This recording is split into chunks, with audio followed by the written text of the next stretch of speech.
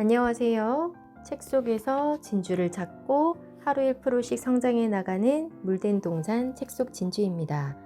오늘 함께 나눌 책은 벤저민 하디님께서 지으신 퓨처 셀프입니다.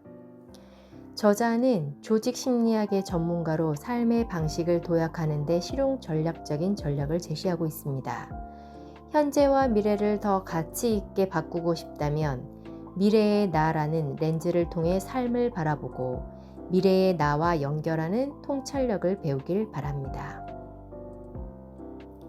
오늘날 심리학 연구는 한 사람의 과거가 그의 행동과 삶을 좌우하지 않는다는 사실을 보여준다.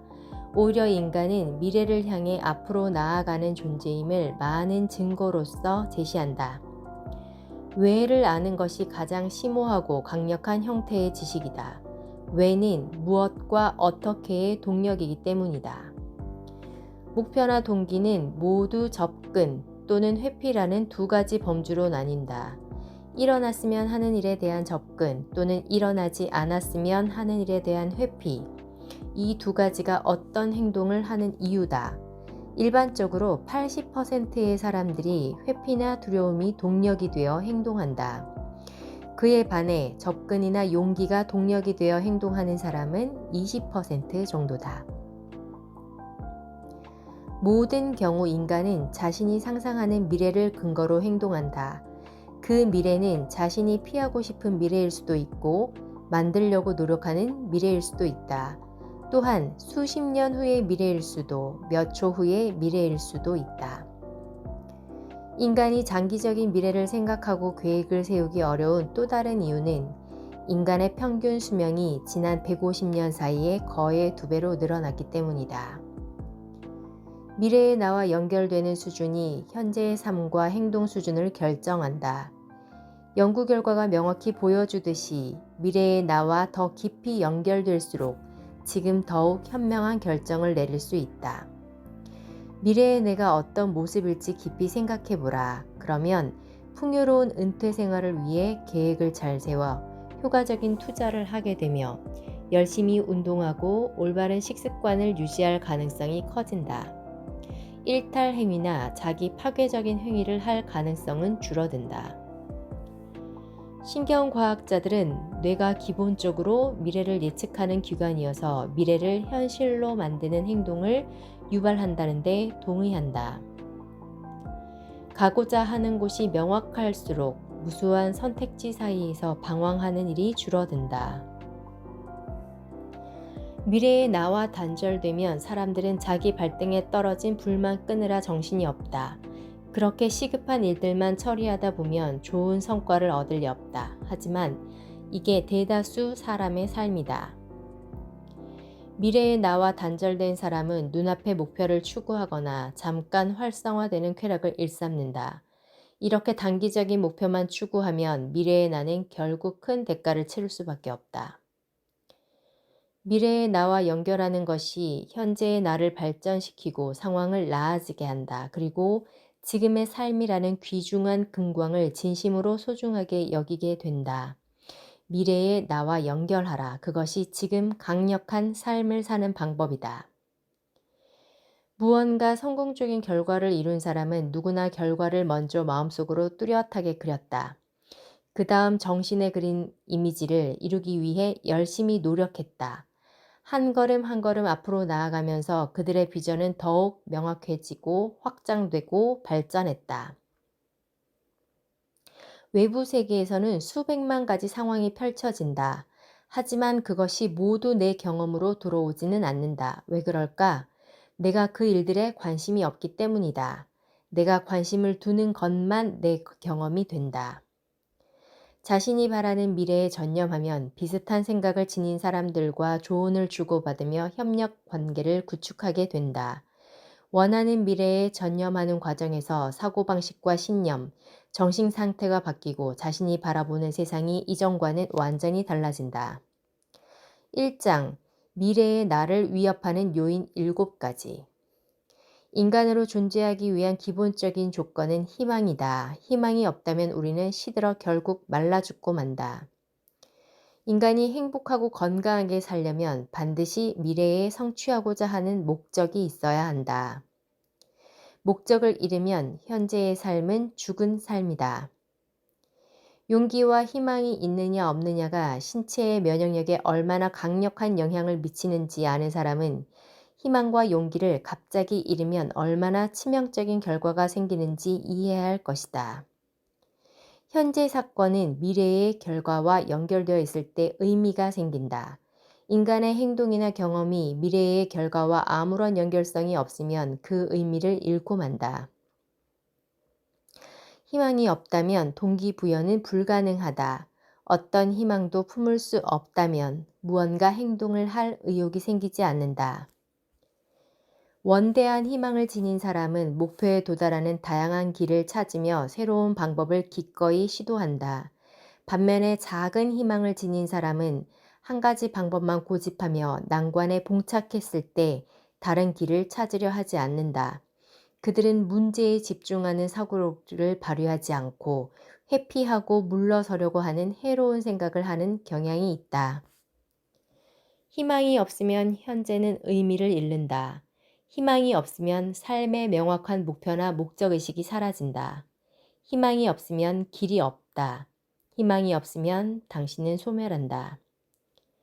과거에 대한 부정적인 생각을 품을 때 삶은 당신에게 유리하게 펼쳐지지 않는다. 당신은 당신에게 일어나는 사건에 휘둘리는 삶을 살게 된다. 과거에 부정적인 스토리를 입히면 삶이 자신을 함부로 대한다고 생각하며 자신을 희생양이라고 느낄 수밖에 없다. 더욱 찬란한 미래를 맞으려면 더 나은 과거가 있어야 한다. 과거의 스토리를 거듭 반복해서 재해석하고 재구성하라. 그러면 점점 성숙해지면서 가장 힘겨웠던 순간들마저 경외심과 기쁨으로 바라보게 될 것이다. 고난에서 교훈과 삶의 의미를 얻게 되고 그 순간들을 사랑하게 될 것이다. 고통과 혼돈을 어떻게 처리하느냐가 미래의 내가 어떤 모습이 될지에 큰 영향을 미친다. 모든 경험을 개인적인 성장의 계기로 전환할 때 비로소 유익이 생긴다. 무슨 일이 일어나든 그 경험을 유익한 경험이라는 프레임으로 설정하라. 부정적인 과거는 미래를 제약한다. 과거는 의미다. 과거는 스토리다. 그 스토리를 어떻게 구성하느냐가 미래의 나에게 절대적인 영향을 미친다. 우리의 성과와 결과는 흔히 주변 사람들의 기대에 기초한다. 심리학자들은 이런 현상을 피그말리온 효과라고 한다. 주변 사람들이 당신에게 거는 기대가 낮다면 당신의 성과는 그 수준으로 낮아진다. 반면에 사람들이 당신에게 높은 기대를 하면 당신의 성과는 그 수준으로 올라간다. 더 원대하고 탁월한 목표를 세우고 싶은가? 더 나은 미래의 나를 원하는가? 그렇다면 훌륭한 통찰력과 능력을 지닌 사람들과 자주 접촉해야 한다. 나에게 무슨 유익이 있지? 라는 생각에 사로잡히지 말고 그들에게 무슨 유익이 있지? 라는 질문을 해야 한다. 먼저 다른 사람이 목표를 이룰 수 있게 도와라. 거기서 출발의 관계를 구축해야 한다. 미래의 내가 빈털터리가 되고 건강이 좋지 않기를 바라는가? 아니면 부유하고 자유롭기를 바라는가? 사람들이 하루하루 근근히 살아가는 이유는 그들의 목표가 하루를 보내는 데 맞춰져 있기 때문이다. 직장에 가고 점심을 먹고 하루를 마무리하고 주말을 보내고 청구서를 결제한다. 많은 사람이 추구하는 미래는 단 한 걸음 앞이며 우리는 생존 모드에서 벗어나지 못하게 설계된 시스템에서 사는 것처럼 느낀다. 하루하루 살아가는데 초점을 맞추면 늘 급할 수밖에 없다. 미래의 나를 위협하는 중대한 요인은 목표를 작게 설정하는 것이다. 당신의 목표를 10배, 아니 100배 더 크게 세워라. 그러면 필연적으로 그 수준에 맞는 원칙과 법칙, 전략을 찾게 된다. 더 열심히 일하는 것보다 목표를 더 높게 세우는 게 낫다. 2장 미래의 나에 대한 진실 7가지. 우리는 지금 자기 모습이 대부분 완성된 모습이라고 생각하는 경향이 있다. 지금의 내 모습이 진정한 나고 앞으로도 비슷할 거라고 생각한다. 조금은 변할지 모르지만 크게 달라지지 않는다고 생각한다. 현재의 내가 진짜 나라고 믿는다. 현재의 나는 일시적이다. 이 진실을 알면 용기를 얻어 성장 마인드셋을 기를 수 있다. 성장 마인드셋을 지닌 사람은 자신을 증명하려고 노력하기보다 배우고 성장하는 일에 더 관심을 둔다. 성장 마인드셋은 정체성을 유연하게 만든다. 그래서 성장 마인드셋을 지닌 사람은 적극적으로 통찰력을 키우고 관점을 바꾼다.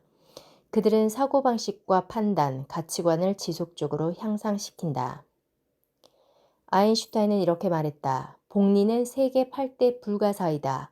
복리를 이해하는 사람은 복리로 돈을 번다. 자신이 내지 않는 것을 얻는다. 복리 효과는 작은 변화가 모여 극적인 결과를 낳을 수 있다는 점을 보여준다. 투자를 많이 할수록 더욱 전념하게 된다. 투자를 많이 할수록 더욱 비전이 커진다. 시간과 돈, 재능을 투자하라. 현재 잠재력의 한계를 무너뜨리는 방법이 투자다. 3장 미래의 내가 되는 7단계 하지 말아야 할 일을 결정하는 일이 해야 할 일을 결정하는 것만큼 중요하다. 가장 탁월한 수준으로 성공하는 기업은 세계를 초과하는 목표를 추구하지 않는다. 미래의 나를 명확하게 그릴 수 있는 방법은 세 가지의 명확한 우선순위를 바탕으로 목표를 정하는 것이다. 달성만 된다면 당신을 완전히 다른 차원의 삶으로 인도할 우선순위 세 가지는 무엇인가? 이 세 가지 우선순위가 10배의 복리 효과를 창출하기 위해 집중적으로 투자해야 할 영역이다. 지금 현 시점에서는 이 영역에 가장 중요하게 초점을 맞춰야 한다. 지금 이 순간 당신은 무엇에 가장 전념하는가? 그것은 결과로 나타난다. 무엇에 전념하는지 알고 싶다면 자신의 행동을 관찰하는 게 가장 빠르다. 어떤 프로젝트를 진행하려고 하지만 다른 일 때문에 정신이 계속 산만해진다면 그 다른 일에 전념하고 있는 것이다. 행동은 당신이 무엇에 전념하고 있는지 분명히 보여준다. 매 순간 우리는 진정한 목적을 추구하는 삶을 살지 아니하면 덜 중요한 목표에 굴복할지 선택해야 한다. 완벽함은 더는 추가할 게 없을 때가 아니라 더는 뺄 게 없을 때 이루어진다. 당신이 당장 제거할 수 있는 덜 중요한 목표는 무엇인가?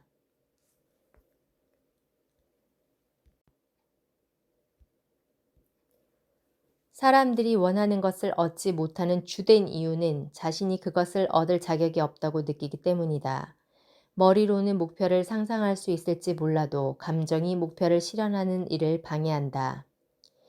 미래에 받고자 하는 것에 미리 감사함을 나타내면 그 힘은 극적으로 강력해져서 열망에서 알므로 나가게 된다.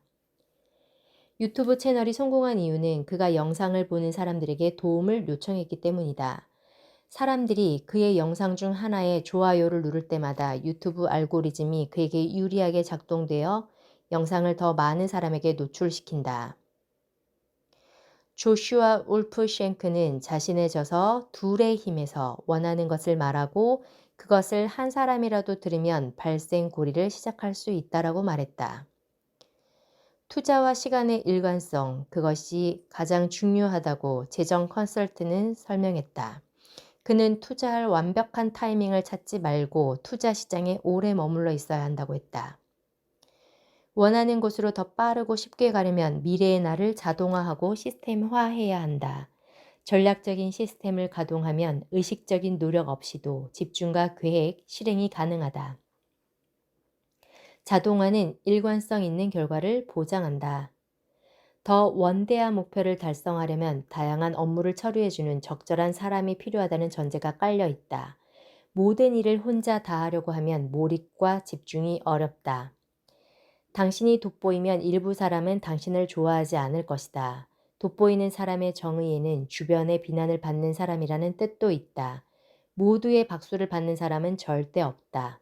소심한 사람이 바라는 건 그저 눈에 띄지 않는 것이다. 돋보이는 사람에게 비난이 따르기 때문이다. 80%의 법칙. 완수가 완벽보다 낫다. 댄 설리번은 80% 하려고 할 때는 결과를 얻지만 100% 완벽하게 하려고 하면 여전히 고민만 하게 된다라고 설명했다. 완벽주의는 미루는 태도를 낳는다. 80% 하려고 할 때 결과를 얻는다. 네, 이상이었습니다. 오늘 하루도 이 책을 통해서 성장 마인드셋에 도움이 되셨다면 구독, 좋아요 부탁드립니다. 행복한 하루 되세요.